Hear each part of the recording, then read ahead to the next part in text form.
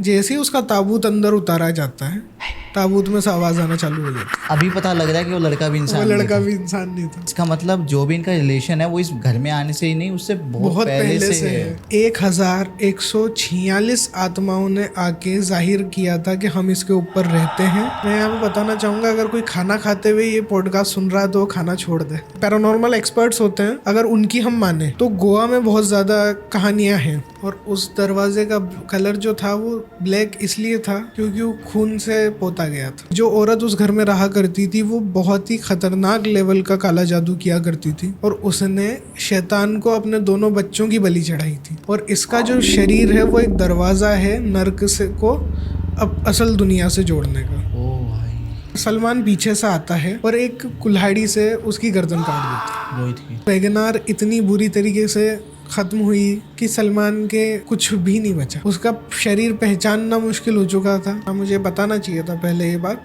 मैं भूल गया है बताना।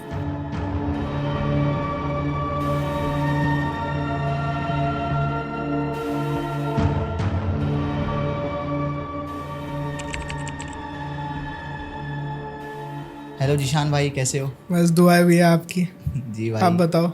मैं भी बहुत ही अच्छा हूँ भाई, और थैंक यू सो मच आपका दी यंग पॉडकास्ट सेटअप पे आने के लिए। आपका शुक्रिया, आपने मुझे मौका दिया। जी भाई, मैंने ना आपके बारे में बहुत सुना है। आप बेसिकली क्या करते हैं मैं ऑडियंस को बताना चाहूँगा। आप स्टोरीज राइट करते हो जी कुछ ऐसे इंसिडेंट्स की जिनके ऊपर आपने रिसर्च की है, जी और साथ साथ कुछ इंसिडेंट्स आपके साथ पर्सनली भी हुए हैं। हाँ स्टोरी राइटिंग से मेरा मतलब है हॉरर स्टोरी राइटिंग, जी घोस्ट राइटिंग। जी जी भाई, तो काफ़ी सारी ऐसी स्टोरीज हैं जो लोगों ने सुनी है अलग अलग पॉडकास्ट के ऊपर, अलग अलग चैनल्स के ऊपर, जी जो कहीं ना कहीं जिशान भाई की लिखी हुई है और लोगों को शायद पता भी नहीं है। जी जिशान भाई, आई थिंक ये आपका पहला पॉडकास्ट जी है। मेरा पहला पॉडकास्ट है। सो काफ़ी मज़ा आने वाला है आपके साथ में। इंशाल्लाह। काफ़ी लोगों के ना रोंगटे खड़े होने वाले, क्योंकि वो पर्सन जो स्टोरीज लिखता है जी वो खुद आज अपनी स्टोरीज बताने वाला है अपनी खुद की मुँह ज़बानी। जी जिशान भाई, कहाँ से स्टार्ट करने वाले हो आप? एग्जॉर्सिज्म के बारे में क्या जानते हैं आप? भाई एक्सोर्सिज्म मतलब एक ऐसी चीज़ है जो मतलब हर घोस्ट स्टोरीज में लगभग लगभग होती है। मतलब एक कोई भी इंसान है, उसको पोजेस कर लिया। अब पोजेस कर लिया तो उसका सॉल्यूशन, उसके दो रास्ते हैं। या तो पोजेस्ड इंसान मर ही जाएगा, जी। अगर वो जिंदा है तो डेफिनेटली उसके ऊपर एक्सोर्सिज्म हुआ है।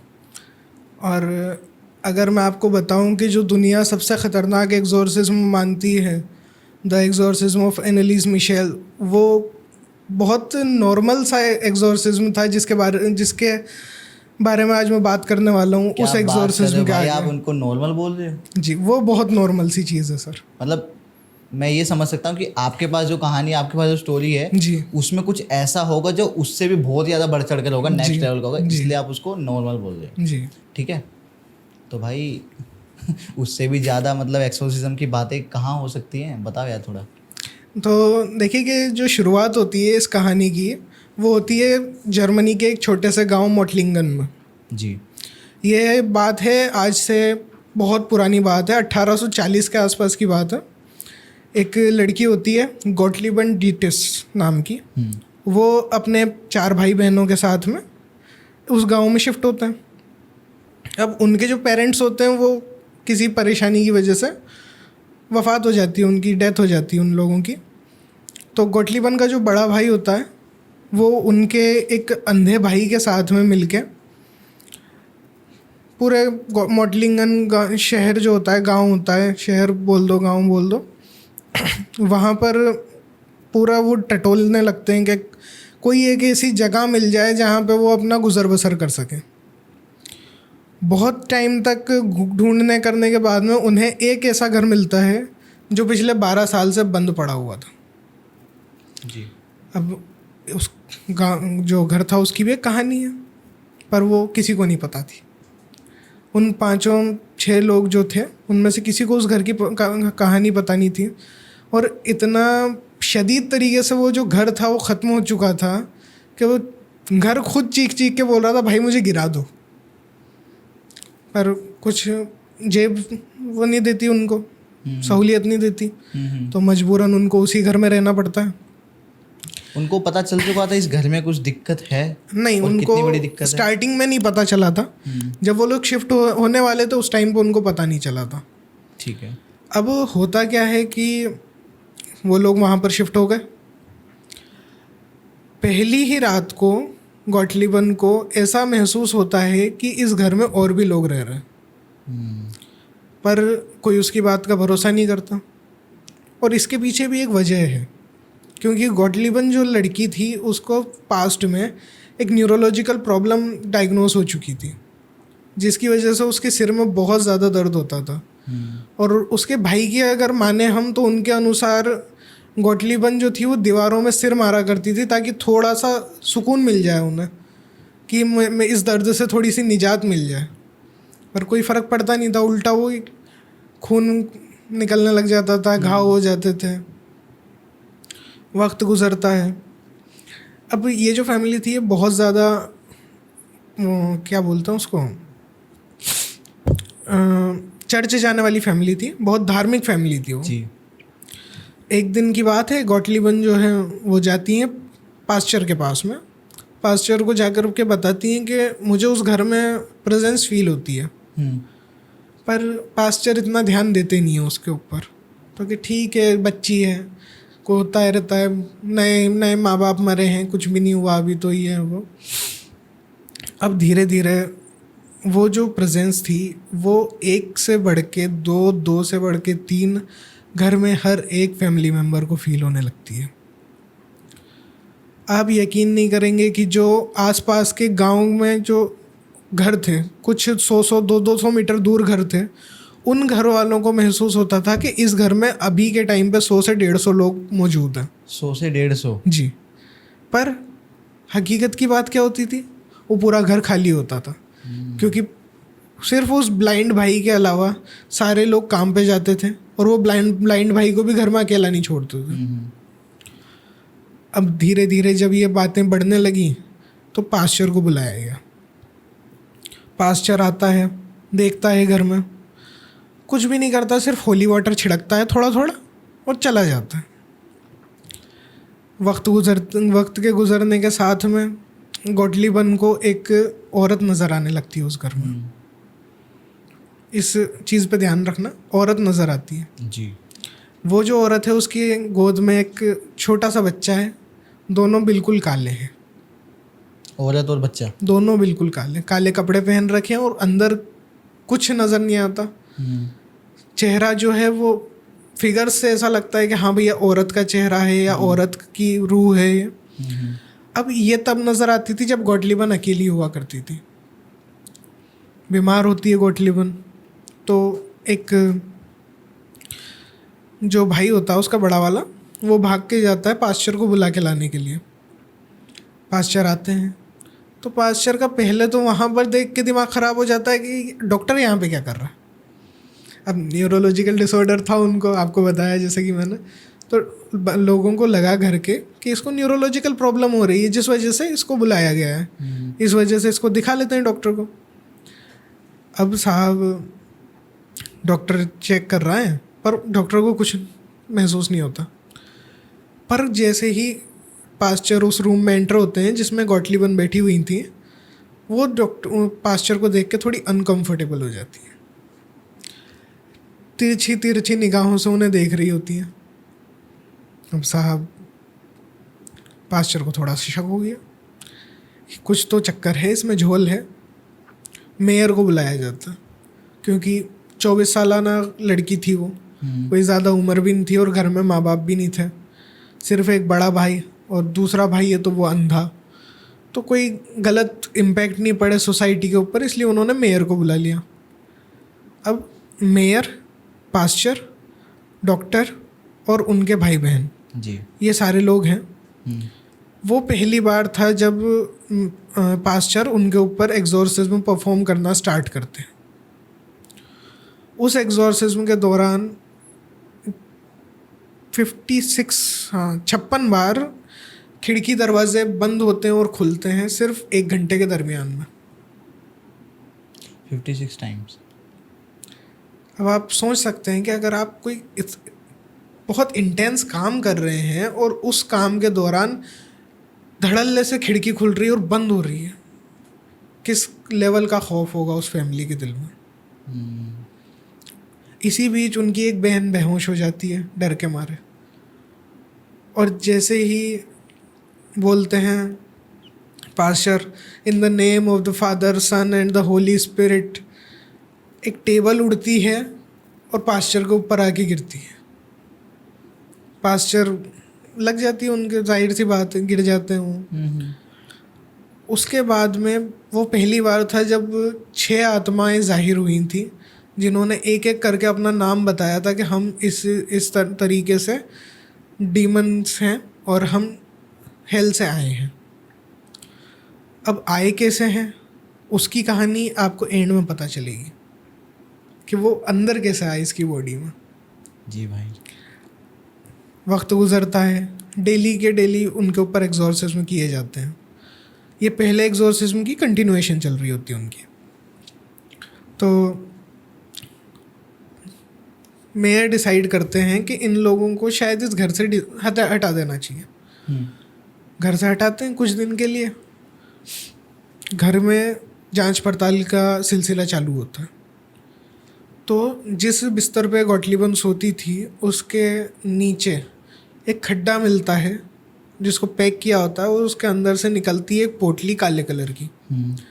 उस काली कलर की पोटली के अंदर थी चौक, काला पाउडर, पता नहीं किस चीज़ का पाउडर हुआ होगा वो, धागा काला, हड्डियाँ। अब इंसान की हड्डियाँ थी, जानवर की हड्डियाँ थी, वो स्पेसिफाई नहीं है किसी भी जगह पर, लेकिन हड्डियाँ थी। ये देखते से ही जो पास्चर होते हैं वो समझ जाते हैं कि ये कुछ ना कुछ तो बुरी चीज़ है। लोग दूसरे घर में शिफ्ट हुए हैं, सबको लग रहा है कि अब सब कुछ ठीक हो चुका है, हमारे घर में कुछ भी नहीं हो रहा है, तो वापस उसी घर में चल जाते हैं, क्योंकि मेयर से जितनी मोहलत मिली थी, हर्जाना मिला था, वो ख़त्म हो रहा था, और परिवार भी चलाना था, इतनी तनख्वाह थी नहीं किसी की। तो वो लोग वापस उसी घर में जाकर रहने चल जाते हैं, जो उनकी सबसे बड़ी गलती साबित होने वाली थी। यार दोबारा से कोई भी कितनी भी मजबूरी हो, मेरे हिसाब से तो कौन ही जाएगा यार। आप एक ऐसे पॉइंट ऑफ व्यू से देखिए ना कि आपके पास ये नहीं पता कि कल का खाना खा पाएंगे नहीं खा पाएंगे हम, और जो वो घर तो उनको मिल चुका है, खरीद लिया उन लोगों ने वो घर। अब जिस घर में अभी रह रहे हैं वो घर तो अनजान का ही है ना, अनजान का है। उस घर में तो कभी भी निकाला जा सकता है आपको। लोग जाते हैं उस घर में रहने के लिए। धीरे धीरे गॉटलिबन की तबीयत ठीक होने लगती है, हालांकि अभी उस घर में कोई प्रॉब्लम नहीं हो रही थी। एक दिन सफाई करते करते गॉटलिबन को काफ़ी सारी ऐसे चीज़ें मिलती हैं जिनका जो प्रयोग है वो काले जादू में किया जाता है। कहीं पे कोई पोटली मिलती है, कहीं पे सिक्के मिलते हैं, कहीं पे राख मिलती है, अलग अलग चीज़ें मिलती हैं जो उनको। अब साहब 1942 की बात है, 2 साल गुजर चुके हैं पहले एग्जॉर्सिज्म को जी। अगस्त या सितंबर का महीना रहा होगा। उनका भाई जो है वो भाग के जाता है पास्चर के पास में, वो बोलता है कि हमारी बहन को बचा लो। उसकी हालत देख के पास्चर भी डर जाता है कि इस हालत में आया मतलब कुछ तो गड़बड़ है। बकौल घर वालों के गॉटलिबन ने उल्टियाँ करना शुरू किया था 1 हफ्ते पहले बाल्टियाँ भर भर के वो पानी की उल्टी करती थी, फिर खाने की करने लगी, फिर खून आने लगा उल्टियों में। फिर आप सोच सकते हैं क्या निकलता होगा खून के बाद में। खून के बाद में क्या निकल सकता है भाई, अंदाज़ा लगाइए कुछ।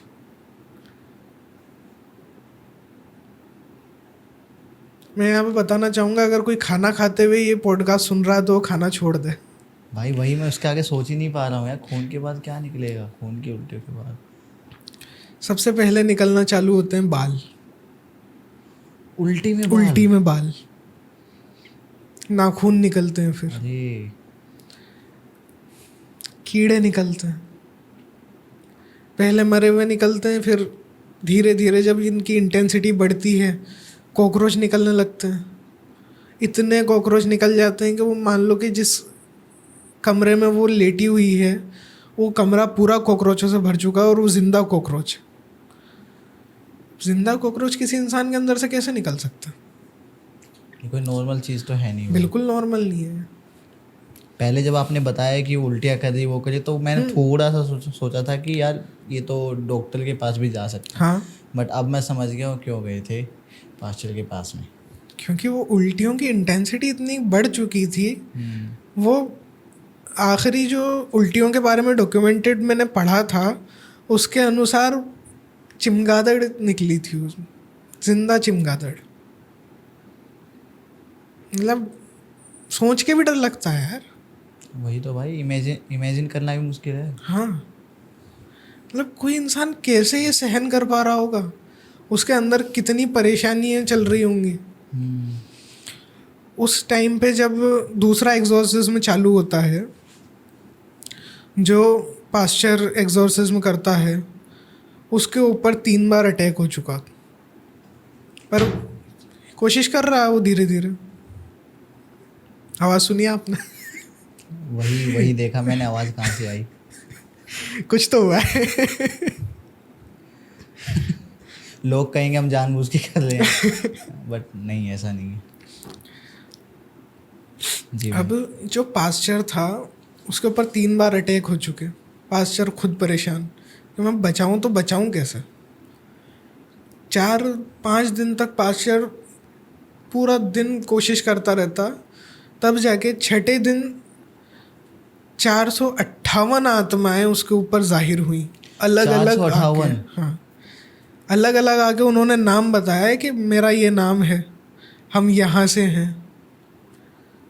सोचिए कि एक आत्मा अगर किसी शरीर के अंदर आ जाती है, वो शरीर की क्या हालत हो जाती है। तो 458 आत्माएं जब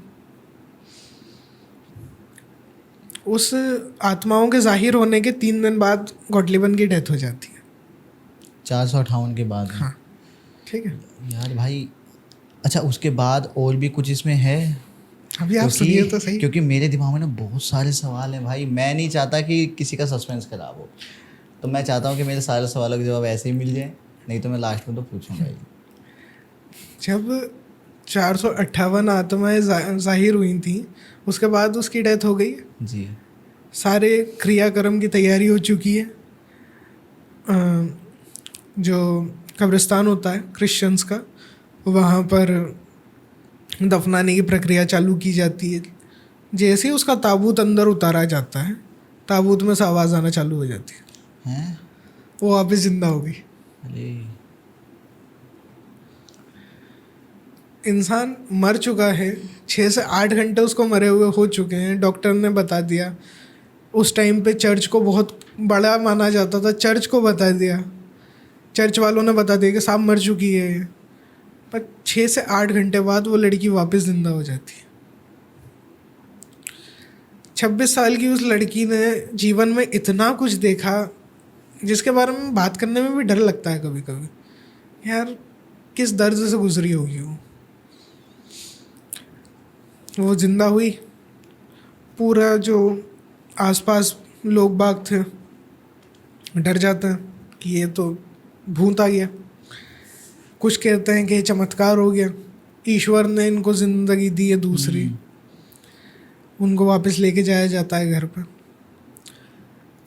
तब गॉटलिबन बताती है कि उनसे एक लड़का मिलने आया करता था जो कि उस गांव का नहीं था। और ये बात है करीब जब वो 7 साल की हुआ करती थी। वो लड़का भी इंसान नहीं था। जब ये वो छोटी थी तब एक लड़का उनसे मिलने आता था, जिनके बारे में उन्होंने बताया। हाँ, और अभी पता लग रहा है कि वो लड़का भी इंसान नहीं था। इसका मतलब जो भी इनका रिलेशन है वो इस घर में आने से ही नहीं, उससे बहुत पहले से है। जी। तभी इनके एक कजिन आता है उस घर के अंदर। सबको लगता है कि देखना है, कोई बात नहीं, परेशानी क्या है क्या नहीं है। वो रुकता है इनके साथ 6 महीने उस घर में। और उस 6 महीने में गॉटलिबन जो जो सहन करती है वो कोई नहीं जान पाया। हालांकि उनका जो कज़न आया था उसका आना बहुत सही था इनके लिए, क्योंकि वो हेल्प करता था, पैसों में इनकी हेल्प हो गई, ख्याल रखने में हेल्प हो गई। अब वो थोड़ा सा जानकारी रखता था, तो वो एग्जॉर्सिज्म के दौरान में पादरी की मदद करता था। पास्चर और उसका भाई गॉटलिमन का जो कज़िन भाई है, दोनों मिलके एक आखिरी एग्जॉर्सिज्म करते हैं उसके ऊपर 1846 के आसपास, पहले एग्जॉर्सिज्म से 6 साल बाद जी। उस टाइम तक गॉटलिमन की हालत इतनी ख़राब हो चुकी थी कि उसके शरीर में एक भी ऐसी हड्डी नहीं थी जो जुड़ी हुई हो। अगर उसको उठाना भी होता था तो 4 लोग लगते थे, क्योंकि हड्डियां हैं ही नहीं। अगर सिर पकड़ेंगे तो सिर हाथ में आ जाएगा, हाथ पकड़ेंगे तो हाथ ऊपर रह जाएगा।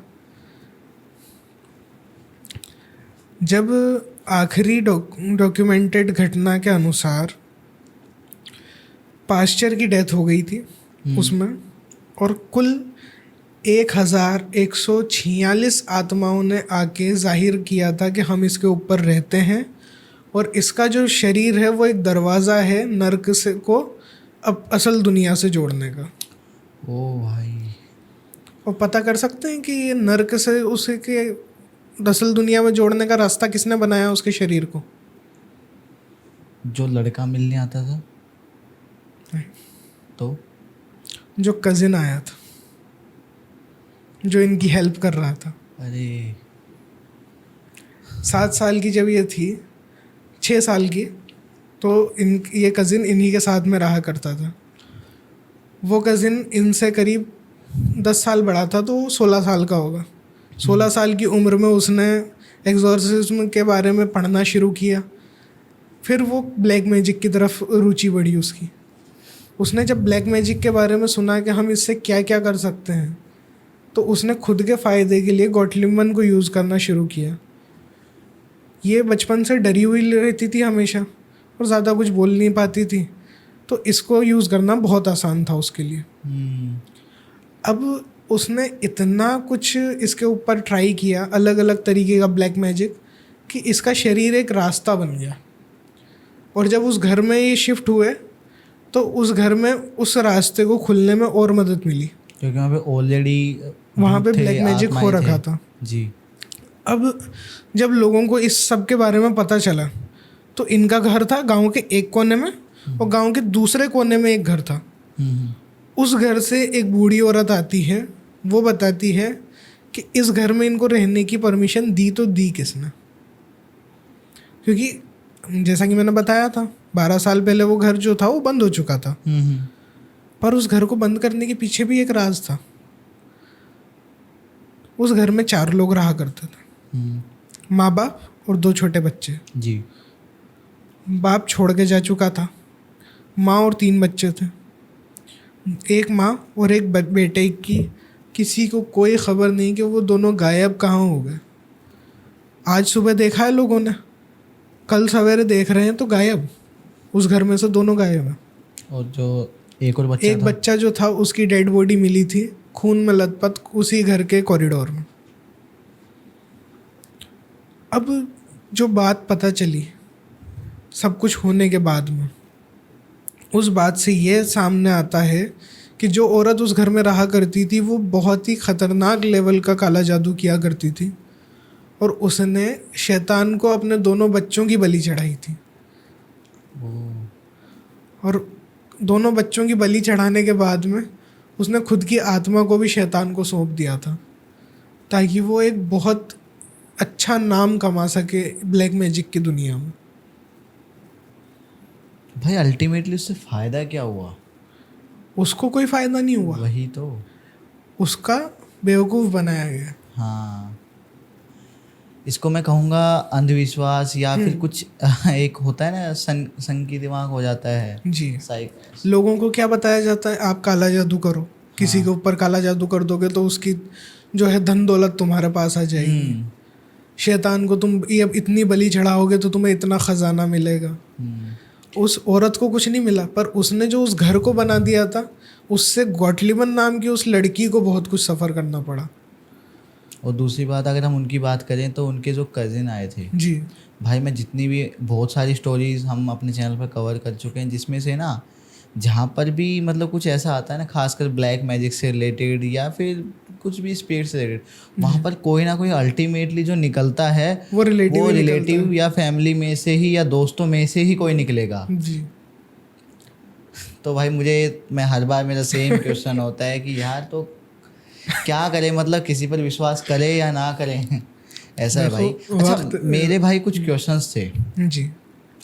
सबसे पहले मैं जानना चाहूँगा कि जो गोटलिबन थी, नाम क्या है? गोटलिबन डीटस। गोटलिबन, ठीक है भाई। मैं जानना चाहूँगा जो गोटलिबन थी उनका शरीर जो था, आपने बताया कि 458 शायद पहले आत्माएं थी, सबसे पहले आई थी 58 थी, 46 या 58 ऐसा कुछ था, ठीक है। 400 प्लस उसके बाद जो सेकंड एग्जॉर्सिज्म था उसमें 458 थी, ठीक है। और जो आखिरी डॉक्यूमेंटेड घटना है उसके अनुसार 1158 के आसपास उसमें आत्माएं थी। तो यानी कि मैं कह सकता हूँ कई हजार आत्माएं इन टोटल उनके शरीर पे आई। जी भाई मैं ये जानना चाह रहा हूँ कि भाई उनका शरीर इतना स्ट्रॉन्ग था क्या कि मतलब इतना सब कुछ सफ़र कर गया? मैंने आपको सिर्फ एक बार मरने की कहानी बताई है उसकी। वो लड़की 6 बार मरी है, वो मरकर जिंदा हुई है, फिर मरकर जिंदा हुई। जिंदा आई थिंक इसलिए हुई क्योंकि वो एक दरवाज़ा बन चुकी थी, वो शायद नहीं चाहते थे कि ये मरे। जो आखिरी एग्जॉर्सिज्म है इसमें ये मैं बताना भूल गया था, अच्छा अगर आपने पूछ लिया जी।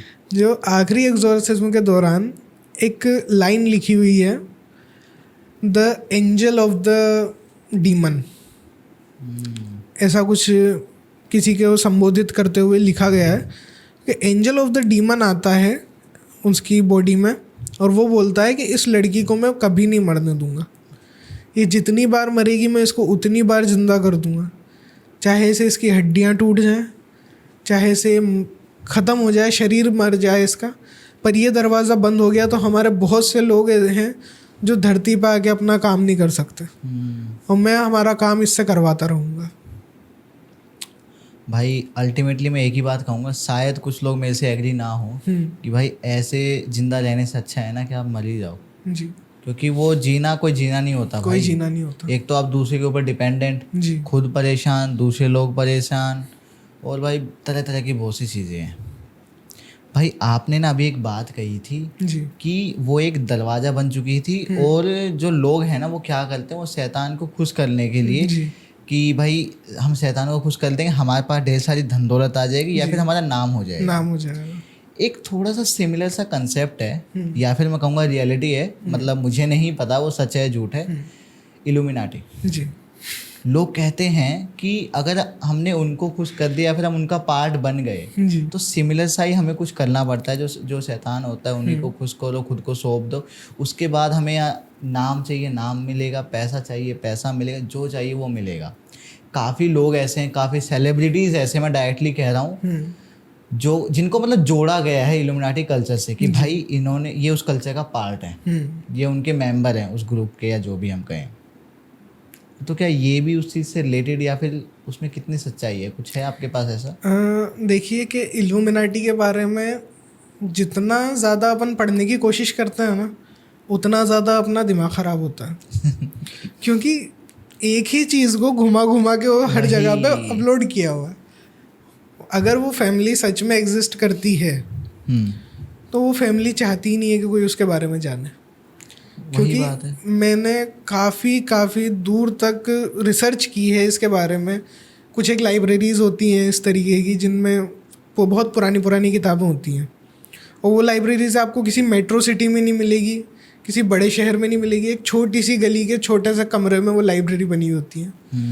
उन लाइब्रेरीज़ में आपको इतिहास के बारे में बहुत कुछ जानने को मिलता है जी। तो ऐसी एक लाइब्रेरी में एक किताब देखी थी मैंने, किताब का नाम मुझे अभी याद आ नहीं रहा है, याद आएगा तो मैं आपको बताऊंगा।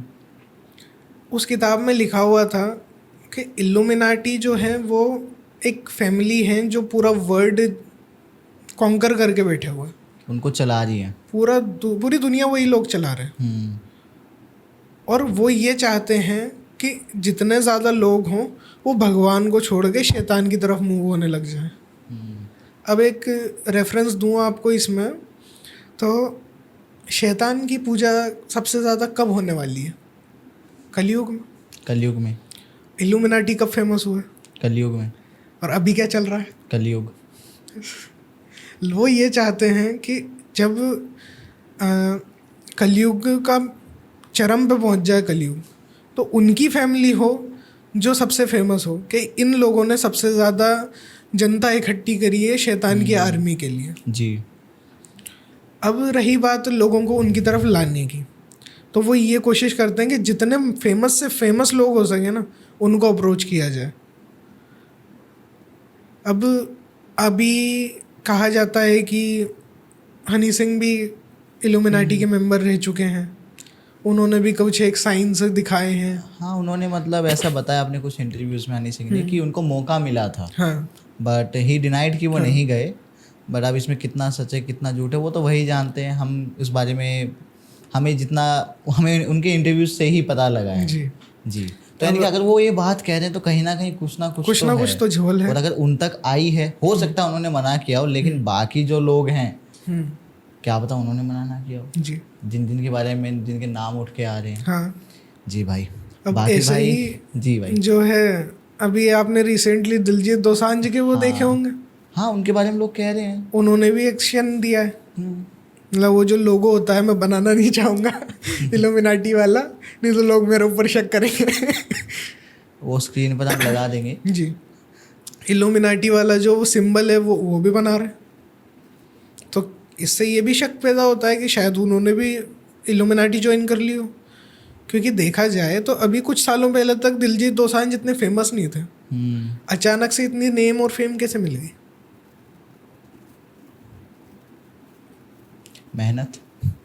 मेहनत भी हो सकती है, पर वो बंदा बहुत टाइम से है इंडस्ट्री में। लगभग मैं बताऊं करीब 10 साल से ज़्यादा तो मुझे ज़्यादा हो गए उन्हें। मतलब मैं उनको फॉलो करा, लेकिन काफ़ी लोग हैं जिनको नहीं पता उनके बारे में, जो अभी 1-2 साल के अंदर उनको जाने हैं। हाँ, अभी 1-2 साल में पूरे दुनिया में फेमस हुए हैं वो, वर्ल्ड वाइड। चलो भाई, वापस हम अपने टॉपिक पे आते हैं। एक अलग से हम बातचीत करेंगे इल्यूमिनाटी कल्चर के बारे में, अगर लोग चाहते हैं कि इसके ऊपर प्रॉपरली एक डेडिकेटेड पॉडकास्ट लोग अगर चाहते हैं कि अपन कॉन्स्पिरेसी थ्योरीज के ऊपर बात करें, जैसे कि इल्यूमिनाटी हो गई, लिजर्ड पीपल्स हो गए, यूएफओज हो गए, इनके ऊपर अगर लोग चाहेंगे तो अपन इंशाल्लाह कभी बात करेंगे। तो लोग कमेंट सेक्शन में बता सकते हैं वो क्या चाहते हैं। जिशान भाई जी, ये स्टोरी तो मतलब काफ़ी इंटरेस्टिंग थी और काफ़ी हॉरिफाइंग थी, क्योंकि यार इमेजिन करना कि एक ही पर्सन के शरीर एक डोर होना हेल का, और उसके अंदर से इतनी आत्माओं का आना जाना, भाई आई कांट इवन इमेजिन। और आई होप कि किसी के साथ ना हो, एक आत्मा तक ना आए यार किसी के अंदर। भाई ओवर दी कॉल और जब हम ऑफ कैमरा डिस्कस कर रहे थे, आपने मुझे ना कुछ स्टोरीज और बताई थी जो आपकी खुद की ही हैं, खुद की लिखी गई हैं। उसमें से एक स्टोरी थी गोवा के बारे में। अब लोग ना बहुत ज़्यादा ग्लोरीफाई कर दिया गया गोवा को। हाँ। तो मैं थोड़ा उसी बारे में जानना चाहूँगा कि गोवा में और क्या क्या हो सकता है। देखिए कि जैसे कि राजस्थान को फेमस किया जाता है ना भूतों के बारे में, अब धीरे धीरे राजस्थान से लोगों मतलब कहानियाँ इतनी नहीं बन पा रही हैं, और ऐसा लगता है कि जैसे राजस्थान के सारे भूत कवर हो चुके हैं। अब भूत जो हैं वो गोवा के बारे में ज़्यादा डिस्कशन कर रहे हैं, जो पैरानॉर्मल एक्सपर्ट्स होते हैं, अगर उनकी हम माने तो गोवा में बहुत ज़्यादा कहानियाँ हैं। उसी के ऊपर मैंने एक कहानी लिखी थी। होता क्या है कि 4 दोस्त होते हैं, सलमान, अरमान, सुनिधि और रोहित जी। ये लोग जाते हैं, अपने कॉलेज की छुट्टियां होती हैं इनकी, तो गोवा घूमने जाते हैं। अब गोवा में जैसे कि आपको पता बहुत सारी एक्टिविटीज़ होती है, उसी में एक एक्टिविटी होती है जेट स्की। तो अरमान और रोहित दोनों लड़ जाते हैं कि सुनिधि को मैं बिठा के चलाऊँगा। अब उनकी लड़ाई वगैरह हो जाती है, लड़की अरमान के साथ बैठ गई है, पूरा राउंड वगैरह हो गया। उसके बाद में ये लोग क्या करते हैं कि जो सलमान होता है उसके मामा का घर होता है गोवा में, वहीं पे ये लोग स्टे कर रहे होते हैं। अब वहाँ पे आते हैं घूम फिर के, वो घर काफ़ी टाइम से बंद पड़ा हुआ था, जैसे कि 6 साल हो चुके थे उसको, रेनोवेशन की ज़रूरत थी घर में, पर कुछ एक फैमिली प्रॉब्लम के चलते वो करवा नहीं पा रहे थे। तो उस घर में वो लोग शिफ्ट हुए हैं, घूम रहे हैं फिर रहे हैं, 2-3 दिन हो गए। धीरे धीरे अरमान और रोहित में दूरियां बढ़ने लगती हैं सुनिधि की वजह से। तभी सुनिधि के नंबर पे एक कॉल आता है कि उसके पापा का एक्सीडेंट हो गया और वो आईसीयू में एडमिट है। वो चली जाती है। चौथे दिन ये लोग जाते हैं बनाना राइड पे। बनाना राइड पे अचानक से अरमान को फोबिया हो जाता है या डर लग जाता है किसी चीज़ से, पानी में, तो बेहोश सा होने लगता है वो। अब साहब उसको लेके आया घर पे, डॉक्टर को बुलाया जाता है। डॉक्टर धीरे धीरे हर तरीके से उसको चेक करते हैं कि ब्लड प्रेशर, पल्स वगैरह। उसका ब्लड प्रेशर हाइक कर रहा था, बहुत ज़्यादा बीपी। डॉक्टर कहते हैं कि उसको हॉस्पिटल में एडमिट करवाना पड़ेगा। हॉस्पिटल लेके चले गए। अब घर में अकेला अरमान बचा है, सॉरी रोहित बचा है। अरमान को तो हाँ, अरमान को अटैक आया था। रोहित अकेला बचा है क्योंकि सलमान लेके गया था। रोहित को धीरे धीरे डर लगने लगता है घर में, कि बड़ा घर है और अचानक से कहीं पे भी अगर सुई भी गिरती है तो भी डर लग ही जाता है इंसान को। वो लोग करते हैं, हॉस्पिटल में हैं दोनों, सलमान और अरमान। रोहित घर में अकेला, वो सोने की कोशिश कर रहा है तो डर से उठ रहा है बार बार। रोहित को बचपन से एक सपना आता था कि वो एक घर में है जिसमें एक लाल कलर का दरवाज़ा है। अब ऐसा मत समझ लेना इंसीडियस मूवी का रेफरेंस दे रहा हूँ। लाल कलर का दरवाज़ा जा रहा था, बट ठीक आपने क्लियर कर दिया। लाल कलर का दरवाज़ा है एक, उस दरवाजे तक वो जाता है और वो डर के उठ जाता है। पर जैसे जैसे उसकी उम्र बढ़ने लग रही है, वो दरवाज़ा लाल से काला होता जा रहा है। और ये सपना लगातार आ रहा है, लगातार आता है। हर अमावस की रात को उसे ये सपना आता है। एक दिन वो लोग डिसाइड करते हैं तो कि अब अरमान भी एक आध दिन में हॉस्पिटल से वापस आ जाएगा, तबीयत उसकी ठीक हो जाएगी, तो हम लोग वापस चले जाते हैं। वो लोग जाते हैं, अरमान को लेके आते हैं घर पे। उसी रात को अमावस की रात थी। अब एक ख्वाब आता है तीनों में से एक इंसान को, और सवेरे 2 लोग जो होते हैं, अरमान और सलमान, ये दोनों घर चले जाते हैं। रोहित बोलता है कि मैं यहीं पे रुक रहा हूँ। रोहित रुक जाता है। ये दोनों चले गए। 4 साल गुजर चुके हैं इस बात को। रोहित से इनका कोई कांटेक्ट नहीं है। सलमान अपने एक दोस्त को लेके, जिसका नाम है विनोद को लेके सलमान वहाँ पर आता है। वही सारा एक ऐशो आराम वाली ज़िंदगी चालू हो जाती है इनकी। ड्रिंक करना, लड़कियाँ लाना, ये सारे काम वहाँ पर चल रहे हैं। तभी अचानक से सलमान चीख के नींद से उठता है उस घर में, कि उसे ख्वाब में दिखता है कि कोई ऐसा इंसान है जो उसकी टांग काट रहा है।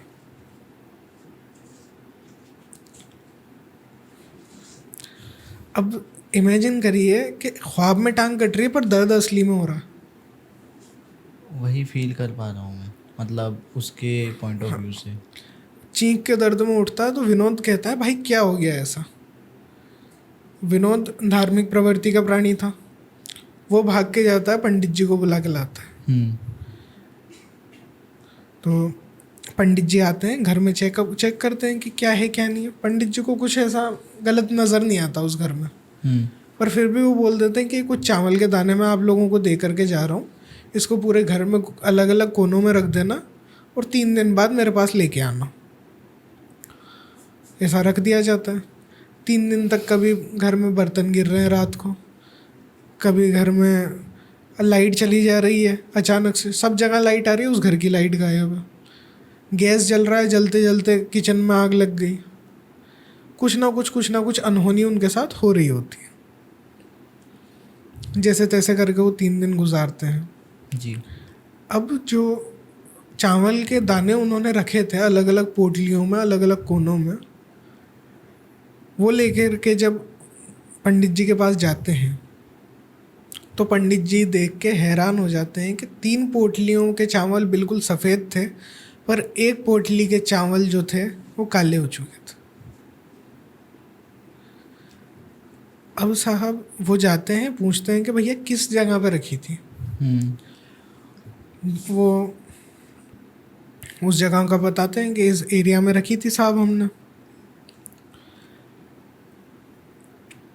कुछ देर ध्यान से वहाँ पे पंडित जी अपनी शक्तियों का इस्तेमाल करके देखते हैं कि यहाँ पे कुछ ना कुछ तो है, कोई एक आत्मा तो यहाँ पे प्रेजेंट है। तो जब सलमान से पूछा जाता है यहाँ पे क्या था, सलमान बोलता है कि यहाँ पर एक पुराना कमरा हुआ करता था जिसको मामा जी ने बंद कर दिया। ठीक है साहब, अलमारी बन जाती है वहाँ पे, जो दीवार में फिट होने वाली अलमारी होती है, उसको तोड़ा जाता है तो पीछे एक दरवाज़ा निकलता है, और उस दरवाजे का कलर सोचिए क्या होगा। रेड या ब्लैक? ब्लैक कलर का दरवाज़ा था वो। और उस दरवाजे का कलर जो था वो ब्लैक इसलिए था क्योंकि वो खून से पोता गया था। वो ठीक ठीक वैसा ही जैसे उसके सपने जैसा में दिखाई देता अरमान को सपने में, रोहित को सपने में दिखाई दिया करता था। अरमान एक्सक्लूड हो चुका है इस कहानी से। वो दरवाजा रियलिटी में है और सच में उसको खून से पोता गया है। हाँ। और वो भाई वो जो दरवाजा है वो रियलिटी में एग्जिस्ट करता है जी। वो ब्लैक कलर का, और ब्लैक कलर इसलिए क्योंकि उसको खून से पोता गया है। जी। लेकिन भाई मैं जानना चाहूँगा खून आखिर है किसका? वो मैं बताता हूँ आपको अभी। जी भाई बताओ। वो होता क्या है कि फिर पंडित जी वहाँ पे हवन करवाते हैं, तो अकेले पंडित जी के बस की भी बात नहीं होती, क्योंकि बार बार हवन जैसे ही जला रहे हैं, पता नहीं कैसे हवन की आग या तो जल नहीं पा रही, और जल रही है तो वो बार बार बुझ जा रही है। और ये बहुत बड़ा अपशगुन माना जाता है कि अगर हवन की आग नहीं जल पा रही है तो। फिर वो लोग ट्राई करते हैं कि घर के आंगन में आके हवन करने की कोशिश करते हैं। पंडित जी अपने जो शिष्य होते हैं उनको बुलाते हैं, अलग अलग प्रकार की सामग्रियों का प्रयोग करते हैं हवन करने के लिए। तब जाकर के सलमान के शरीर के अंदर एक आत्मा का प्रवेश होता है। वो बताती है कि मैं रोहित हूँ। हैं?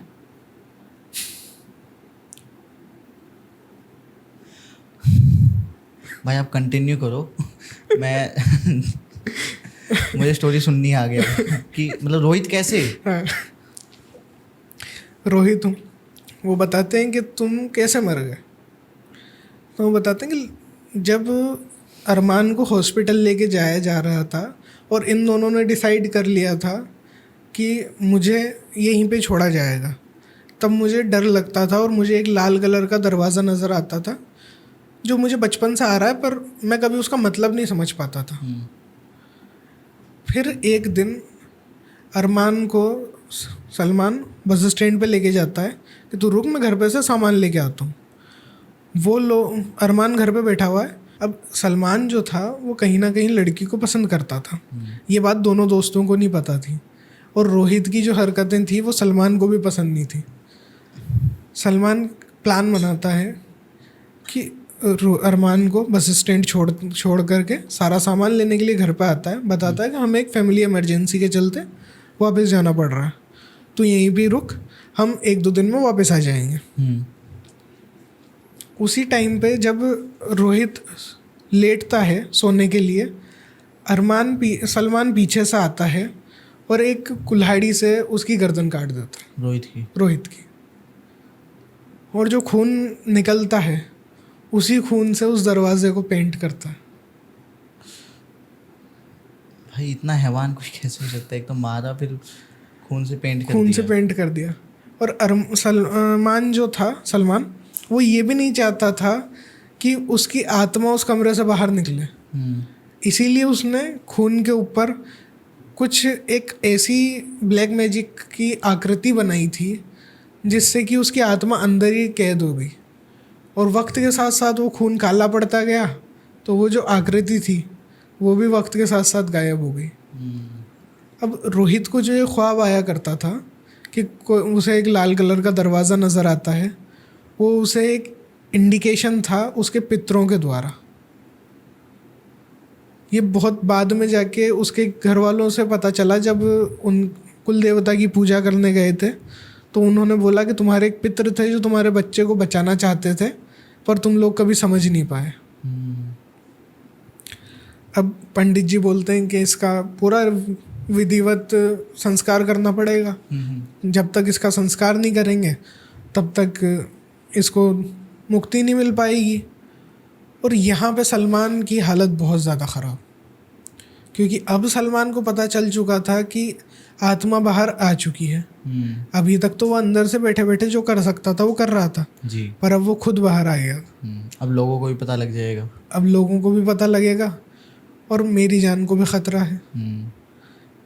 सलमान डरता सहमता भागता है वहाँ से, तभी पंडित जी उसे रोकते हैं। विनोद को बोलते हैं कि इसे कुछ भी करके मंदिर लेके जाओ और वहाँ से इसे निकलने मत देना जब तक मैं इसका संस्कार नहीं करके आ जाता। मंदिर जाते जाते दोनों का एक्सीडेंट होता है। छोटी सी गाड़ी थी, शायद वैगनार में जा रहे थे। अब वो वैगनार इतनी बुरी तरीके से ख़त्म हुई कि सलमान के कुछ भी नहीं बचा। उसका शरीर पहचानना मुश्किल हो चुका था, पर वहीं दूसरी तरफ जो विनोद था उसे एक खरोंच भी नहीं थी। तो भाई इसका मतलब तो हम समझ ही सकते हैं कि वो एक्सीडेंट क्यों हुआ। हाँ, और जिसे नुकसान हुआ उसका नुकसान क्यों हुआ। तो सलमान की यहाँ पे डेथ हो गई या बस चोट लगी? सलमान की यहाँ पे डेथ हो गई क्योंकि वो बिल्कुल ख़त्म हो चुकी है उसकी बॉडी। कोई उसकी बॉडी को पहचान भी नहीं पा रहा था कि वो ये सलमान की बॉडी है। अब विनोद जो है वो वापस उस घर पे जाता है पंडित जी के पास। पंडित जी ऐसा ऐसा हो गया रास्ते में। और पंडित जी बताते हैं कि बेटा मुझे सब कुछ पता चल गया। उस आत्मा ने मुझे यहाँ से, मैंने उसे रोकने की बहुत कोशिश करी उस आत्मा को, पर उसने मुझे जाते जाते बोला कि मैं उसे ख़त्म करके दम लूँगा। अब हमें एक ही काम करना है, या तो उसकी आत्मा को शांति दिलाई जाए उसका विधिवत संस्कार करके, नहीं तो वो लड़की को भी मार देगा। दोनों विनोद और बाबा पंडित जी जो थे दोनों मिलते हैं, पूरे कमरे में से उसकी हड्डियों को बटोरते हैं एक एक करके, सारे शरीर की हड्डियों को जोड़ते हैं और उसका अंतिम संस्कार करते हैं। ये सारी कहानी ख़त्म होते होते शाम हो जाती है। पंडित जी बोलते हैं कि बेटा अब तुम अपने घर जाओ। मैं भी अपने घर जाता हूँ। और जैसे ही विनोद दरवाज़ा लगाता है उस घर का, उसके कान में एक आवाज़ आती है, मुझे क्यों छोड़ के जा रहे हो? अब ये मतलब ये किसकी आवाज़ है भाई? ये रोहित की आवाज़ थी।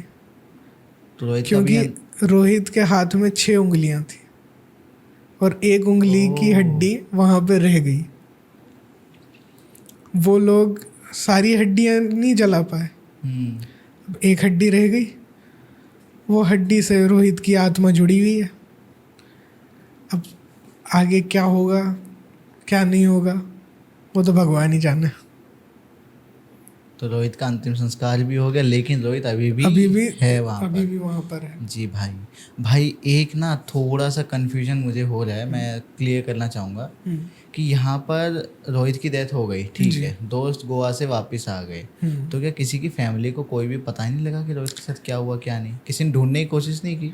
ये लोग जो थे, मुझे बताना चाहिए था पहले, ये बात मैं भूल गया है बताना। ये लोग एक कंपनी में काम करते थे, मल्टीनेशनल कंपनी में, पर सब अलग अलग इलाके के रहने वाले थे। और रोहित का उसके पिताजी के साथ में शुरू से ही अच्छा टर्म्स नहीं थे। तो उन्होंने कभी रोहित के ऊपर ध्यान नहीं दिया। काफ़ी सालों पहले रोहित ने घर छोड़ दिया था जब से उसने जॉब करना स्टार्ट की थी। तो ये जो 4 लोग थे यही रोहित की दुनिया हुआ करते थे। रोहित के घर वालों ने ढूंढने की कोशिश भी करी पर किसी को ये नहीं पता था कि रोहित कहाँ गया है और किसके साथ गया है।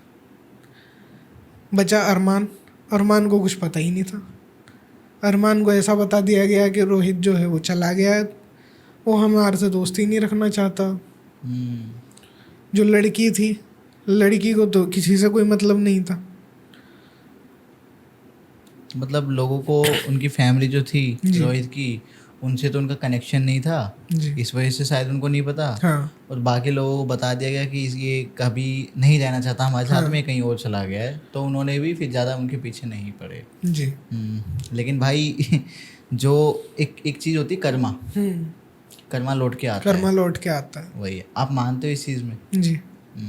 तो भाई एक चीज़ मैं आपसे जानना चाहूँगा, अगर आप कर्मा में मानते हो जी, तो अगर हमारे साथ कुछ बुरा हो रहा है तो कहीं ना कहीं वो भी लिंक करता है हमारी कर्मा से। हमने कुछ बुरा किया होगा इसीलिए हमारे साथ आज बुरा हो रहा है, और अच्छा हो रहा है तो डेफिनेटली उसको भी हम उसी चीज़ से लिंक करेंगे।